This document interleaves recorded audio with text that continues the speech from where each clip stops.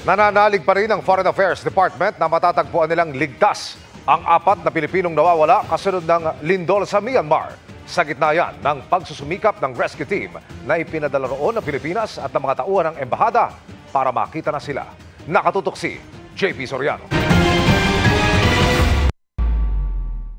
Oras ang hinahabol ng mga rescuer ngayong 5 araw ng unaccounted for o hindi natatagpuan ang 4 na Pilipinong nakatira sa gumuhong Sky Villa Condominium sa Mandalay, Myanmar. Pinabagsak yan ng 7.7 magnitude na lindol nitong Biyernes. Pero hindi diyan kundi sa NAIP daw na assign ang 89 na Pilipinong tutulong sa rescue. It's not the contingent which will decide where they will be working.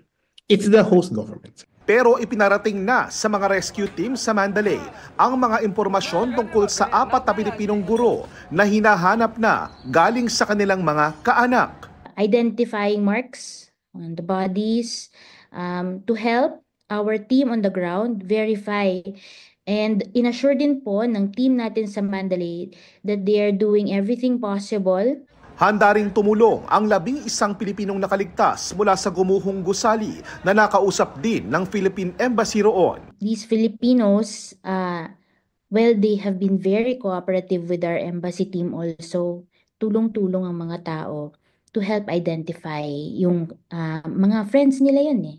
Habang ang mga tauhan naman ng embahada, sinusuyod ang mga ospital na pinagdalhan ng mga iniligtas sa pagyanig sa Mandalay. Gayon din ang mga lugar na pinagdalhan ng mga bangkay mula sa mga guho. Sadly, right now, hope springs eternal but ang nadidiscover are puro dead bodies, some in such state of decomposition that they had to be burned right away.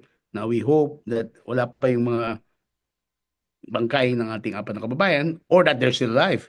Hindi anya yan imposible, lalo't may mga naililigtas pa sa loob ng mga gumuhong gusali. At kahit sa kasaysayan, maraming ganitong tulad ng mga nailigtas sa ilalim ng mga gusali sa Baguio na pinaguho ng 1990 Luzon quake. But the good news there is in the Pines Hotel, after 2 weeks, may nakita pa from the rubble. We're hoping and praying the same thing happens.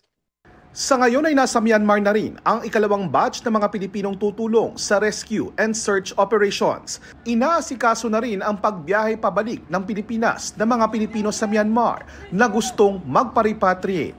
May iba namang inihahanda ng ilipat sa lungsod ng Yangon mula sa Mandalay kung hindi naligtas ang kanilang tinutuluyan.